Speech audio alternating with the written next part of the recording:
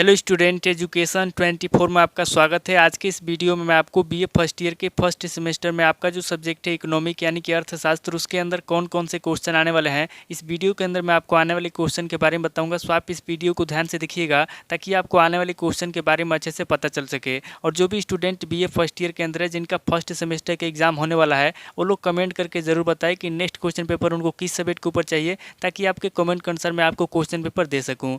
तो आइए बिना किसी देरी के हम लोग शुरू करते हैं और बीए फर्स्ट ईयर के फर्स्ट सेमेस्टर में इकोनॉमिक के अंदर जो भी क्वेश्चन आने वाले हैं, उन आने वाले क्वेश्चन के बारे में जानते हैं। तो यहाँ पे सबसे पहले हम लोग लघु उत्तरीय प्रश्नों के बारे में जानेंगे। तो लघु उत्तरीय प्रश्नों में पहले प्रश्न की बात की जाए तो यहाँ पे आपका पहला प्रश्न दिया हुआ है, अवसर लागत से आप क्या समझते हैं।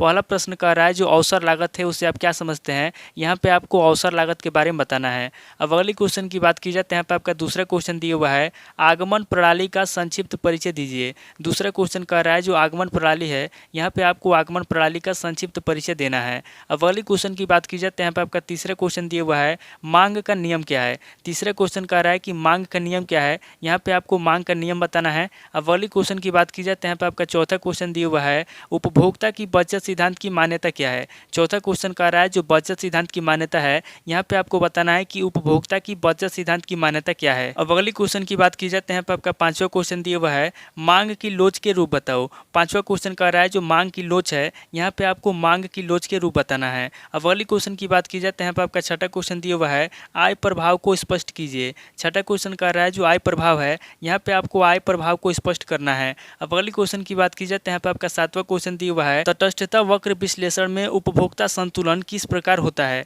सातवां क्वेश्चन कह रहा है जो तटस्थता वक्र है, यहाँ पे आपको बताना है कि तटस्थता वक्र विश्लेषण में उपभोक्ता संतुलन किस प्रकार होता है। अब अगली क्वेश्चन की बात की जाए तो यहाँ पे आपका आठवां क्वेश्चन दिया हुआ है, उत्पत्ति ह्रास नियम के क्षेत्र क्या है। आठवां क्वेश्चन कह रहा है जो उत्पत्ति ह्रास है उसके नियम के क्षेत्र क्या है, यहाँ पे आपको उत्पत्ति ह्रास नियम के क्षेत्र बताना है। अब अगली क्वेश्चन की बात की जाए तो यहाँ पे आपका नवा क्वेश्चन दिया हुआ है, वृद्धि प्रतिफल नियम को समझाइए। नवा क्वेश्चन कह रहा है जो वृद्धि प्रतिफल नियम है, यहाँ पे आपको वृद्धि प्रतिफल नियम को समझाना है।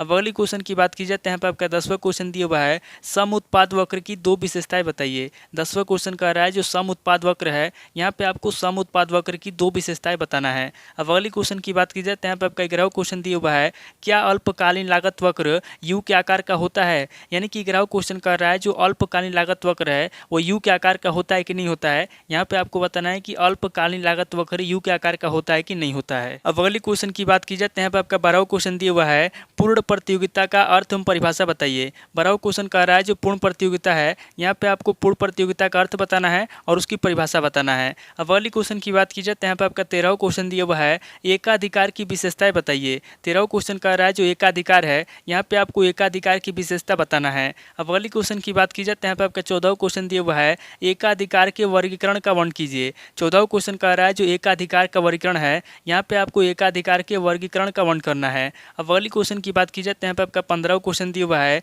बाजार की असफलता क्या है, बाजार की असफलता के कारण बताइए। 15वां क्वेश्चन कह रहा है कि बाजार की असफलता क्या है, यहाँ पे आपको सबसे पहले बाजार की असफलता बताना है, उसके बाद आगे आपको बाजार की असफलता के कारण बताना है। अब अगली क्वेश्चन की बात की जाए तो यहाँ पे आपका 16वां क्वेश्चन दिया हुआ है, साधन कीमत सिद्धांत क्या है। 16वां क्वेश्चन कह रहा है कि साधन कीमत सिद्धांत क्या है, यहाँ पे आपको साधन कीमत सिद्धांत बताना है। अब अगली क्वेश्चन की बात की जाए तो यहाँ पे आपका 17वां क्वेश्चन दिया हुआ है, पैरेटो के कल्याणकारी अर्थशास्त्र की मान्यताएं बताइए। 17वां क्वेश्चन कह रहा है जो पैरेटो है, यहाँ पे आपको पैरेटो के कल्याणकारी अर्थशास्त्र की मान्यता बताना है। अब अगली क्वेश्चन की बात की जाए तो यहाँ पे आपका 18वां क्वेश्चन दिया हुआ है, हिग्स के अनुकूलतम दशा का वर्णन कीजिए। 18वां क्वेश्चन कह रहा है जो हिग्स है, यहाँ पे आपको हिग्स के अनुकूलतम दशा का वर्णन करना है। तो टोटल आपके 18 क्वेश्चन हो गए जो आपसे लघु उत्तरीय प्रश्न में पूछे जाएंगे। अब आगे हम लोग लघु उत्तरीय प्रश्नों के बारे में जानेंगे। तो यहाँ पे लघु उत्तरीय प्रश्नों में पहले प्रश्न की बात की जाए तो यहाँ पे आपका पहला प्रश्न दिया हुआ है, मांग के नियम की व्याख्या करते हुए स्पष्ट कीजिए, मांग वक्र बाईं से दाईं ओर क्यों झुकता है। पहला क्वेश्चन कह रहा है जो मांग का नियम है,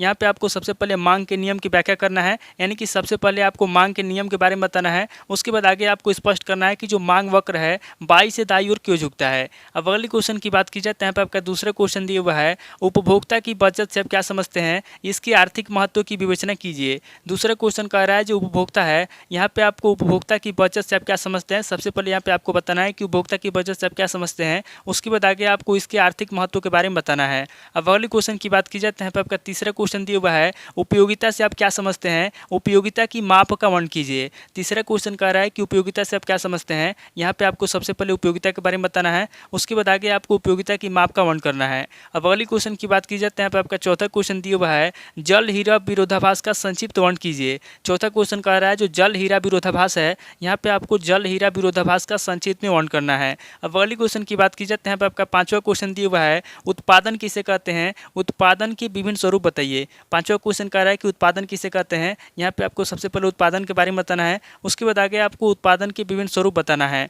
अब अगली क्वेश्चन की बात की जाए तो यहाँ पे आपका छठा क्वेश्चन दिया हुआ है, आगम से आप क्या समझते हैं, आगम की अवधारणाओं की व्याख्या कीजिए। छठा क्वेश्चन कह रहा है कि आगम से आप क्या समझते हैं, यहाँ पे आपको सबसे पहले आगम के बारे में बताना है। उसके बाद आगे आपको आगम की अवधारणाओं की व्याख्या करना है। अगली क्वेश्चन की बात की जाए तो यहाँ पे आपका सातवां क्वेश्चन दिया हुआ है, एकाधिकार के अंतर्गत कीमत एवं उत्पादन का निर्धारण किस प्रकार होता है। सातवां क्वेश्चन कह रहा है जो एकाधिकार है, यहाँ पे आपको बताना है कि एकाधिकार के अंतर्गत कीमत एवं उत्पादन का निर्धारण किस प्रकार होता है। अब अगली क्वेश्चन की बात की जाए तो यहाँ पे आपका आठवां क्वेश्चन दिया हुआ है, एकाधिकार प्रतियोगिता में फर्म के संतुलन की व्याख्या कीजिए। आठवां क्वेश्चन कह रहा है जो एकाधिकार प्रतियोगिता है, यहाँ पे आपको एकाधिकार प्रतियोगिता में फर्म के संतुलन की व्याख्या करना है। अब अगली क्वेश्चन की बात की जाए तो यहाँ पे आपका नवा क्वेश्चन दिया हुआ है, अपूर्ण प्रतियोगिता के प्रकारों का वर्णन कीजिए। नवा क्वेश्चन कह रहा है जो अपूर्ण प्रतियोगिता है, यहाँ पे आपको अपूर्ण प्रतियोगिता के प्रकारों का वर्णन करना है। अब अगली क्वेश्चन की बात की जाए तो यहाँ पे आपका 10वां क्वेश्चन दिया हुआ है, वितरण के सीमांत उत्पादकता सिद्धांत की आलोचनात्मक व्याख्या कीजिए। 10वां क्वेश्चन कह रहा है जो वितरण के सीमांत उत्पादकता सिद्धांत है,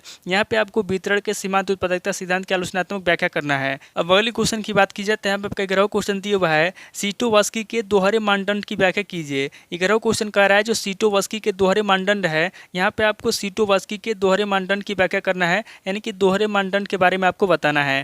तो टोटल आपके 11 क्वेश्चन हो गए जो आपसे दीर्घ उत्तरीय प्रश्न में पूछे जाएंगे। तो इस वीडियो के अंदर मैंने आपको लघु उत्तरीय प्रश्न और दीर्घ उत्तरीय प्रश्न दोनों तरह के प्रश्नों के बारे में बता दिया। आप इन दोनों तरह के प्रश्नों को नोट कर लीजिए और किसी किताब से सीरीज से मिलाकर के याद कर लीजिए। तो दोस्तों आज इस वीडियो को मैं पे स्किप करता हूँ, मिलता हूँ आपसे नेक्स्ट वीडियो में। अगर आपको वीडियो अच्छा लगा तो वीडियो को लाइक कीजिए, शेयर कीजिए और कमेंट करके बताइए कि आपको नेक्स्ट क्वेश्चन पेपर किस सब्जेक्ट के ऊपर चाहिए।